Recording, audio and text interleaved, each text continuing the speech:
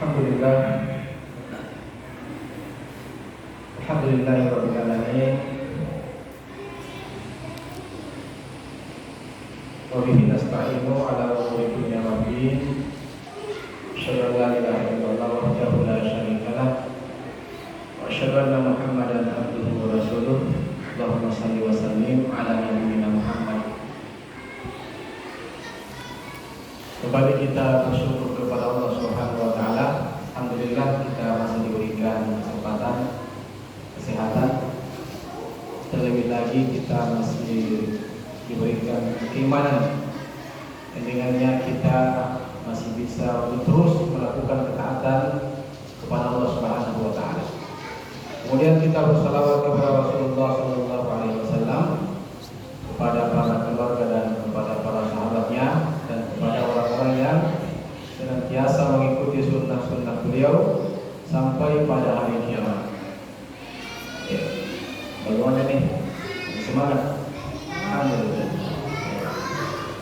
Beberapa masjid saya lihat ya semakin berkurang jamaahnya.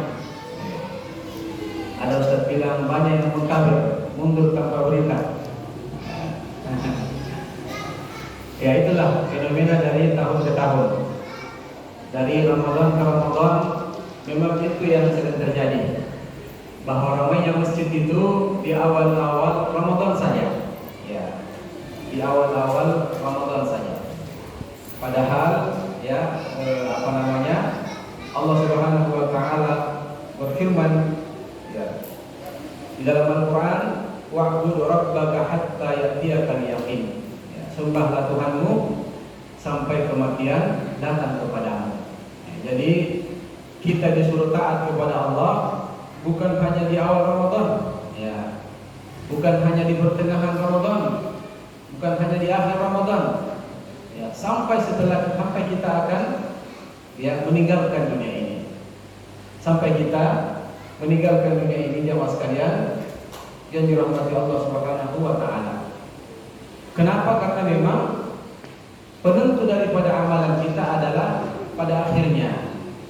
Ya, jadi penentu amalan kita itu adalah amalan yang terakhir kita lakukan atau menjelang kematian kita. Makanya disebutkan dalam suatu riwayat bahwa ada orang yang rutin melakukan amalan penghuni surga. Ya, disebutkan bahwa hingga jarak antara dirinya dengan surga tinggal sehasta. Artinya menjelang kematiannya, ternyata dia melakukan amalan penghuni neraka, maka dimasukkanlah dia ke dalam neraka. Ya. Sebaliknya ada orang yang rutin melakukan amalan penghuni neraka, ya rutin sekali, hingga jarak antara dirinya dengan neraka tinggal sehasta. Ya, menjelang kematiannya, dia mengerjakan amalan penghuni surga, maka dimasukkanlah dia ke dalam surga. Di sini jelas ya Mas kalian, qala Rasulullah sallallahu alaihi wasallam. Di sini jelas bahwa memang penentu amalan itu adalah pada akhirnya. Maka tidak pantas ya kalau ada di antara kaum muslimin yang taat kepada Allah di awal-awal Ramadan saja. Ya, tidak pantas seperti itu, karena ya amalan yang dinilai oleh Allah adalah amalan yang terakhir kita lakukan. Ya. Hanya saja memang ya tidak ada di antara kita yang mengetahui kapan kita meninggal. Ya. Kalau saja seandainya ada berita, ada bocoran bahwa kita akan meninggal 1 tahun ke depan, 2 tahun ke depan, maka tidak mengapa kita santai-santai dulu, berleha-leha dulu, tidak perlu kita sholat, karena kan masih lama. Sementara penentu amalan adalah akhirnya. Hanya saja ya seperti itu keadaannya, tidak ada bocoran, tidak ada kabar. Maka antisipasinya adalah kita terus mengerjakan ya ketaatan kepada Allah Subhanahu wa taala. Itu antisipasinya. Ya. Karena sekali lagi tidak ada tidak ada kepastian kapan kita meninggal. Maka kita melakukan antisipasi, yaitu terus melakukan ketaatan kepada Allah Subhanahu wa taala, jemaah sekalian yang dirahmati Allah Subhanahu wa taala. Apalagi Nabi memang sudah mengatakan, innamal a'malu bil khawatim. Sesungguhnya amalan itu adalah pada akhirnya. Ya, amalan itu adalah pada akhirnya. Kaum muslimin dan muslimat yang dirahmati Allah Subhanahu wa taala, apatah lagi memang bahwa amalan yang kita kerjakan itu ada yang besar pahalanya, ada yang kecil pahalanya, bahkan ada yang diterima, ada juga yang tidak diterima. Ya, sebagaimana Allah mengatakan dalam Al-Qur'an, faqadimna ila man amilu min amal faja'alnahu haba'an mansura. Ya. Kata Allah, dan kami hadapkan atau perlihatkan segala amal yang pernah mereka kerjakan, lalu kami jadikan amal itu bagaikan debu yang berterbangan. Artinya bahwa ada orang nanti di hari kemudian itu diperlihatkan amalannya begitu banyak, tapi dia tidak bisa menikmati. Disebabkan apa? Karena tidak diterima oleh Allah Subhanahu wa taala. Dan ternyata jamaah sekalian, ya, di antara tanda atau tanda kuat bahwa amalan kita diterima di sisi Allah adalah ketika amalan itu berkesinambungan. Ya, itu tanda kuat. Ya, ulama kita menerangkan seperti itu, bahwa di antara tanda kuat amalan kita diterima di sisi Allah adalah ketika amalan kita itu berkesinambungan atau istiqomah. Ya.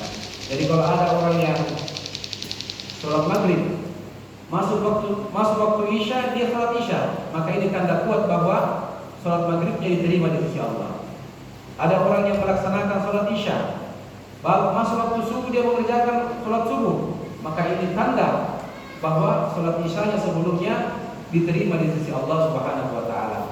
Begitu juga amalan-amalan yang lainnya, sedekah kita, puasa kita, bakti kita kepada kedua orang tua.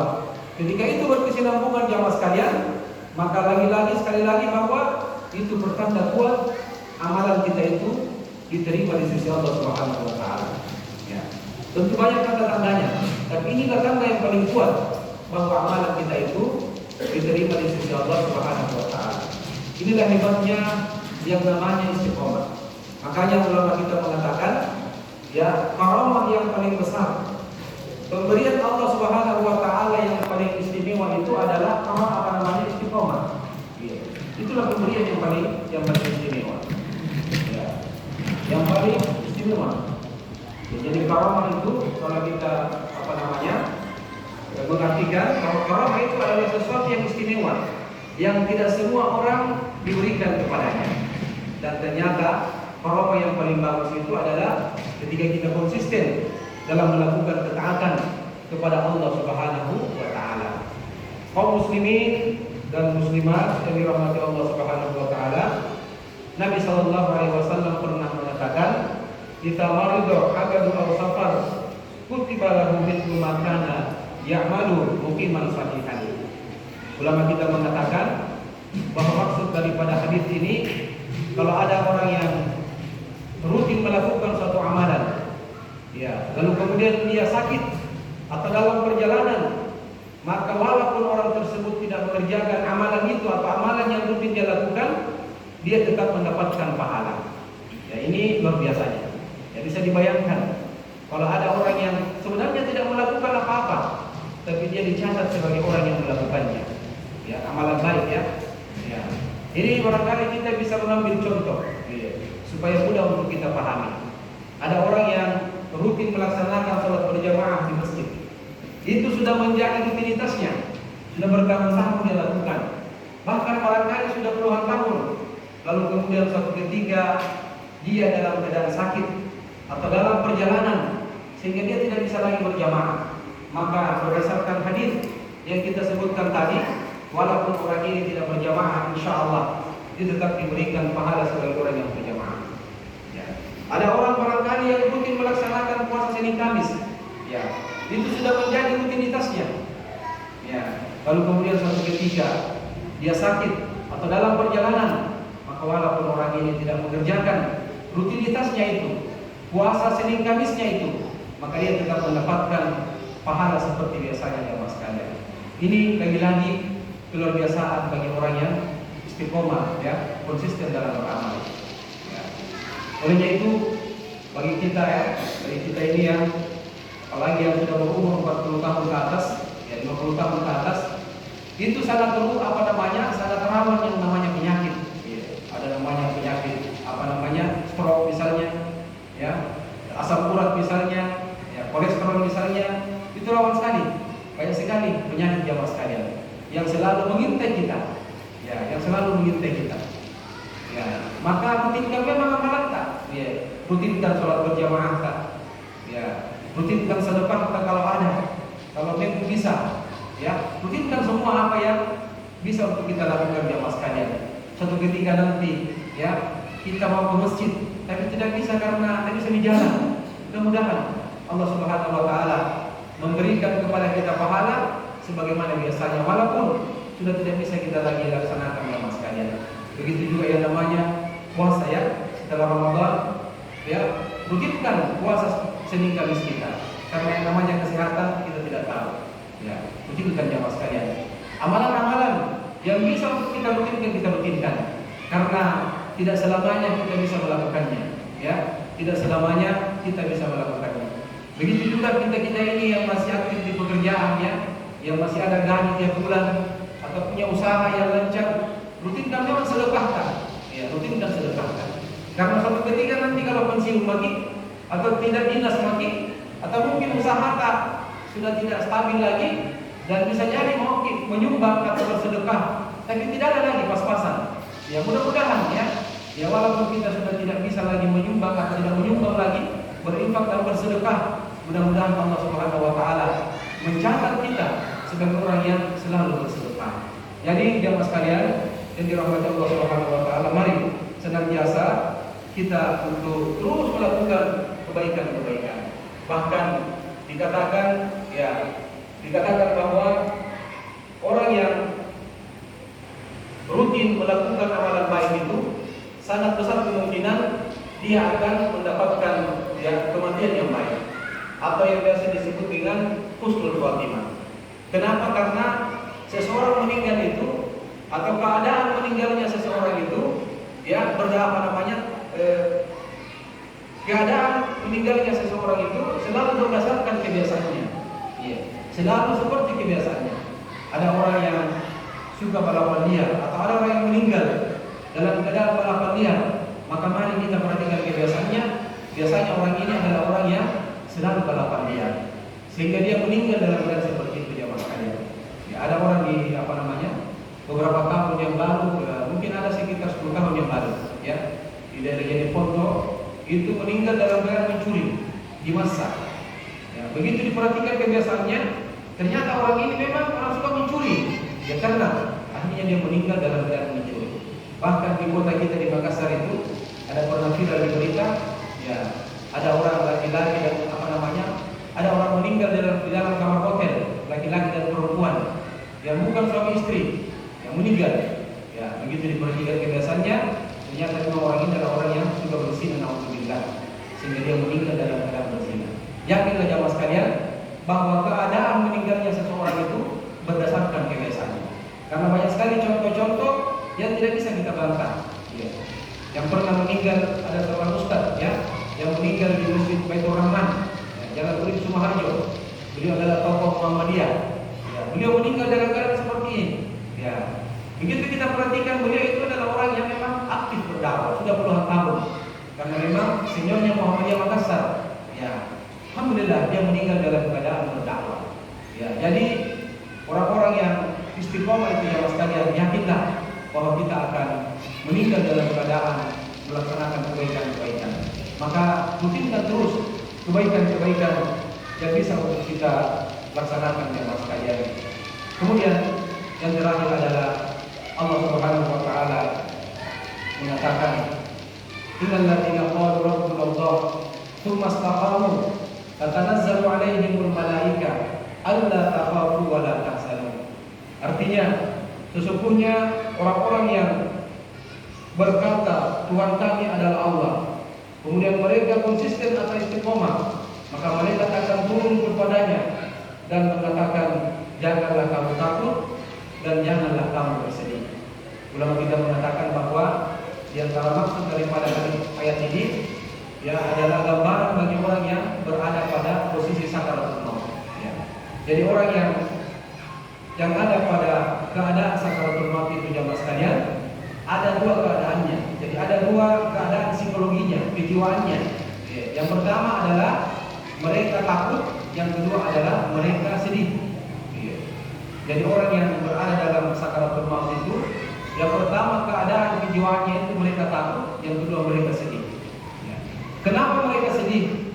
Mereka bersedih itu karena dia akan berpisah dengan orang-orang yang dia cintai, berpisah dengan keluarganya, berpisah dengan ibunya, bapaknya, anaknya, kalau punya anak, berpisah dengan hartanya yang puluhan tahun mereka kumpulkan, sehingga itulah yang menyebabkan mereka bersedih. Itulah yang menyebabkan mereka bersedih. Kemudian kenapa mereka takut? Kenapa orang yang berada pada sakaratul maut itu merasakan ketakutan yang luar biasa? Itu karena mereka memikirkan keadaannya di kuburan. Karena ada 3 alam yang akan dilewati: kuburan, alam kubur, pada mahsyar, dan di akhirat nanti. Dan dia khawatir bagaimana keadaannya. Belum ada kepastian bagaimana keadaannya di kuburan. Apakah kuburannya menjadi taman-taman surga atau sebaliknya? Apakah di hari kiamat nanti dia dalam keadaan bahagia atau sengsara? Apakah di akhirat nanti dia akan masuk surga atau neraka? Itulah yang mereka pikirkan. Kenapa orang yang berada pada sakaratul maut itu dalam keadaan seperti itu jamaah sekalian? Saya pernah ditugaskan beberapa tahun mendampingi orang yang sakaratul maut, dan memang seperti itu. Ada terkadang yang bersedih sekali. Nah, saya kembali bahwa itulah keadaan orang-orang yang sakaratul maut. Namun bagi orang yang bagi orang yang istiqomah itu, maka malaikat akan turun kepadanya dan mengatakan, janganlah kamu takut dan janganlah kamu bersedih. Makanya jamaah sekalian, orang yang sakaratul maut itu ada betul banyak yang bersedih, bahkan banyak yang mengeluarkan air mata. Tapi ada juga yang tersenyum. Ada juga yang tersenyum, nampak pada wajahnya kebahagiaan. Tentu kita berprasangka baik. Mudah-mudahan orang inilah yang dimaksud ayat yang kita sebutkan tadi jamaah sekalian. Ini lagi-lagi adalah kenyataan bahwa orang yang dalam keadaan sakaratul maut itu ada yang bersedih, bahkan banyak yang bersedih, tapi ada juga yang menampakkan kebahagiaannya jamaah sekalian yang dirahmati Allah Subhanahu wa taala. Tentu kita berharap mudah-mudahan kita semua ini termasuk orang-orang yang diberikan kebahagiaan, diberikan ketenangan pada saat kita berada pada posisi sakaratul maut. Kaum muslimin dan muslimat yang dirahmati Allah Subhanahu wa taala, di antara kiat agar kita bisa istiqomah dijelaskan oleh para ulama kita adalah senantiasa kita ikhlas. Senantiasa kita ikhlas. Orang yang ikhlas itu jamaah sekalian tidak peduli banyak orang atau tidak ada orang sholat, dia tetap sholat. Tidak peduli ada pujian tidak ada pujian, tidak peduli. Bulan Ramadan, di luar bulan Ramadan, tidak peduli. Dia tetap semangat untuk beribadah kepada Allah Subhanahu wa taala. Dia mendapatkan pujian atau tidak mendapatkan pujian tidak ada masalah. Itu bagi orang yang ikhlas. Maka orang yang ikhlas itu insya Allah dia bisa istiqomah. Berbeda kalau hanya orang yang ikut-ikutan, atau sorak-sorak gembira. Kalau ada orang lihat atau banyak orang, biasanya dia semangat. Begitu tidak ada orang, di situ mulai turun semangatnya. Kenapa? Karena dia berangkat bukan dari keikhlasan, tapi sekedar ikut-ikutan. Maka ini di antara tips para ulama kita kalau kita mau konsisten dalam beramal, mari ikhlaskan niat kita bahwa kita beramal karena Allah Subhanahu wa taala, bukan karena dorongan-dorongan lain. Yang kedua jamaah sekalian, mari senantiasa kita mencari teman-teman yang yang bagus agamanya. Mari berusaha kita mencari teman. Jadi teman itu jamaah sekalian paling minimal ada 2. Ada teman jauh, ada teman dekat. Teman dekat itu adalah orang-orang yang hampir tiap saat kita bertemu. Hampir tiap hari kita bertemu. Teman jauh itu jarang-jarang kita bertemu. Yang dimaksud di sini adalah teman dekat. Teman dekat. Mari kita berupaya untuk mencari teman-teman dekat itu yang memang bagus agamanya, supaya kita menjadi ketularan. Supaya kita menjadi ketularan menjadi baik. Nabi mengatakan seseorang itu bergantung sama agama temannya. Dan betul, ada orang yang saya perhatikan, sebenarnya dia sholat juga, tapi antara sholat dengan tidak, kadang sholat kadang tidak. Tapi karena rata-rata temannya orang yang menjaga sholatnya, alhamdulillah sekarang dia juga sudah ya aktif sholat, ya. Bahkan berjamaah di masjid. Ya. Ada orang biasa di kantor, ya di kantor-kantor itu, dia sebenarnya tidak berjamaah di masjid, tapi tetap sholat. Tapi dia sholat di kantornya. Tapi karena teman-teman dekatnya ini adalah orang yang sudah berjamaah di masjid, akhirnya alhamdulillah dia juga kembali seperti teman-temannya, yaitu berjamaah di masjid. Jadi teman-teman memang ini adalah sangat berpengaruh. Ya. Makanya kita tidak heran jamaah sekalian, banyak di antara orang-orang yang ya bertahun-tahun mondok di pondok pesantren. Ya. Ada bahkan yang 6 tahun SMP SMA. Begitu masuk kampus, ya, begitu masuk kampus salah pergaulan, maka tidak kelihatan lagi ciri-ciri santrinya. Ya.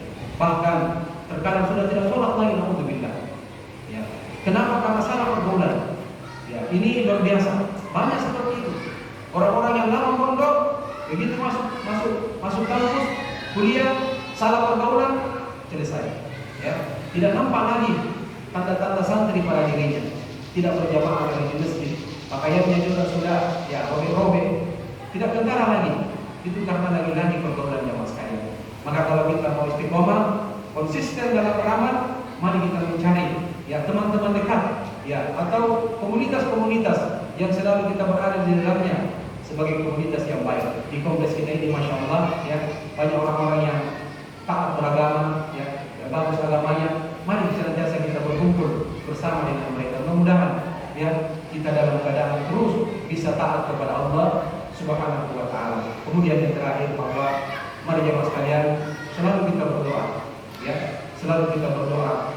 Mudah-mudahan kita ditakdirkan oleh Allah Subhanahu wa taala menjadi orang yang mendapatkan husnul khatimah. Amin ya rabbal alamin. Saya kira demikian, mudah-mudahan bermanfaat. Lebih dan kurangnya mohon dimaafkan. Billahi taufiq wal hidayah. Assalamualaikum warahmatullahi wabarakatuh.